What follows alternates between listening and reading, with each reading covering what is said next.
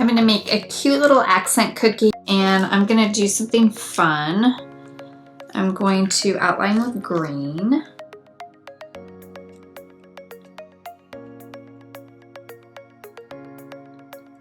So I've got my green, and then I'm gonna flood with pink.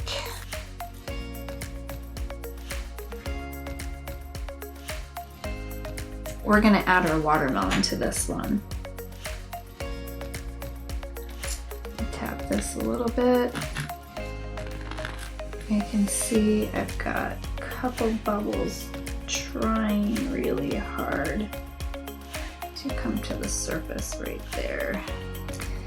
Okay, so now I'm just gonna take my watermelon,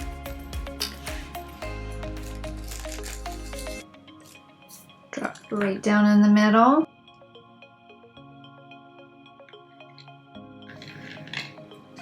And I have a cute little watermelon cookie.